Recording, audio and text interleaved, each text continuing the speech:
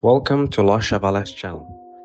Today we will be analyzing the 2006 FIFA World Cup Group D match between France against South Korea.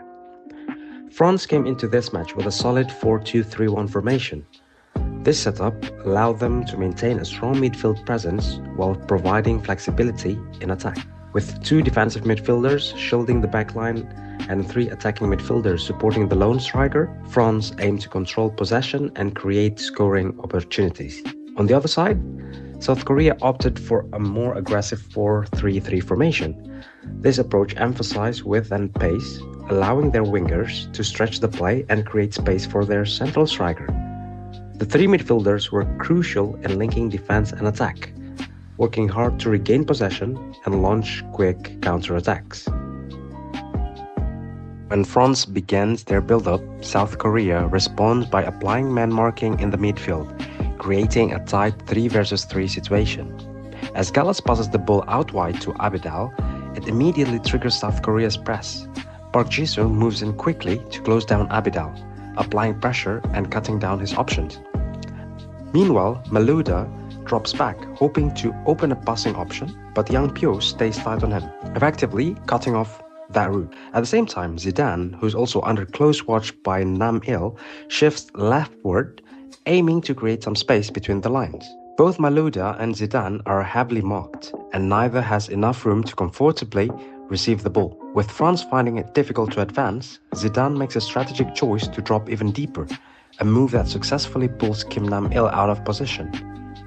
Kim doesn't back down and stay closely marked on Zidane, even as Zidane moves further away from France's attacking setup. This tactical move by Zidane has an important impact. It creates a pocket of space between the lines, exactly where Kim Nam-il was positioned. Malouda notices the opening and shifts towards the center to exploit it. Now that Malouda occupies the space Nam-il left, he is able to receive a pass from Gallas. This subtle but smart positional play highlights the depth of France's tactical awareness, even under intense pressure from South Korea's marking system. Stalemate has granted his three attacking midfielders and strikers the freedom to move fluidly. Watch here as Henry and Malouda swap positions and Zidane and Wiltord switch places as well, aiming to disrupt South Korea's defensive organization. South Korea set up defensively in a 4-1-4-1 formation. Vieira and Wiltord take up positions between the lines, creating options for France to break through. Samuel spots this and sends a pass to Vieira in this space, but South Korea reacts quickly, with two players pressing Vieira as soon as he gets the ball. A bit of chaos follows. Young Chul steps out of his position to close down Wiltord. In this scramble, Wiltord managed to get a shot off, but it's deflected. The ball lands right at Henry's feet, and he doesn't miss the opportunity, putting it away to score for France.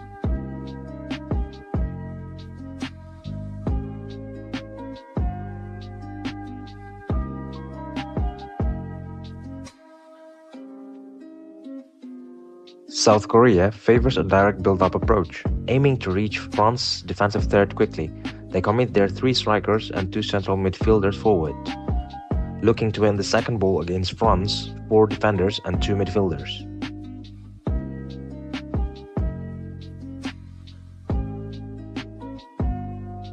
When South Korea builds up from the back, we see Kim Nam-il drop deeper to ask for the ball, initiating the play.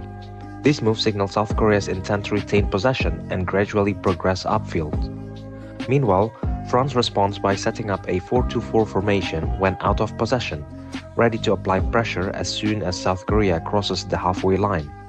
As Nam-il plays the ball out to Yang Pyo on the left flank, South Korea adds another layer of support by having Lee Ho drops back to offer an additional passing option. Makelele would normally follow Lee Ho to apply pressure, but South Korea counters this by having Park Ji-sung shift into the center.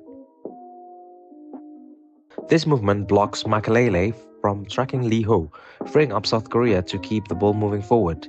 Then Park Ji-sung will move back to his original position. His movement is to exploit the right wing as well as dragging Makelele out of his position. This allows Lee Ho to give a progressive pass to Jae-jin. Sometimes, if Lee Ho is being marked tight by Makelele, Yang Pyo will give a vertical pass to Park Ji-sung. If the passing space in the middle is blocked, Kim Nam-il will give a lob pass behind France's defensive line. To start the second half, France brought on Ribery for Wiltord, while South Korea made their own substitution with Ki-hyun replacing Yeol-yong. As France builds up play, we see a shift in their formation. When Gallas passes the ball to Abidal, Vieira moves forward, aligning himself with Zidane. This movement transforms France's setup into a 4-1-4-1, giving them more presence in midfield and pushing their attack higher up the pitch. Abidal then plays a vertical pass directly to Malouda, progressing the ball into the attacking third. In the final third, France attacking players Zidane, Ribery, Henry and Malouda showcase great flexibility. They rotate positions and switch roles, making it challenging for South Korea's defenders to mark them tightly. After Ribery passes to Zidane, he makes an inverted run into the center, creating another layer of unpredictability in France's attack. To counter France's fluid movement, South Korea adjusted their defensive shapes, shifting to a 5-4-1 formation. Kim Nam-il drops deeper, joining the backline to provide more defensive stability and limit France's options in the final third. South Korea's build-up play also evolved. Starting from Lee Young-pyo on the left side, they frequently executed combination plays using third-man runs, involving players like Lee Ho and Lee Chun-soo. We even see Chun-soo dropping back to drag Abidal out of his position, creating gaps that South Korea can exploit. At times, Young-pyo opts to bypass the midfield altogether, going for a direct ball forward to apply immediate pressure on France's backline.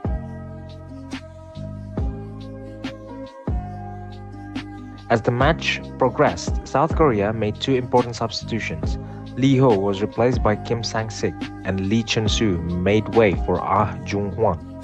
On the French side, the mobility of their four front players, Zidane, Ribery, Henry and Malouda, continued to be a major factor. Malouda frequently dropped deep to receive the ball, allowing Zidane to drift out to the left, pulling Kim Nam-il out of his defensive position and creating space in central areas. This freedom of movement is also why we often saw Ribery supporting the attack on the left flank, despite being positioned originally as a right winger. Meanwhile, when South Korea built up from the back through Young-pyo, Jung-hwan often dropped deeper to link up with Sang-sik, creating short passing options and keeping possession. Higher up the pitch, South Korea frequently played direct balls to their strikers, aiming to win the second ball. This strategy allowed them to generate pressure and occasionally create 4 versus 4 situation in France's defensive third. South Korea's goal came from precisely this type of situation. Chun-soo won a crucial second ball, quickly passing it out to the right flank, where Ki-hyun was ready to receive. Ki-hyun sent in a cross to the far post, targeting Cho Jae-jin, who went up to head the ball.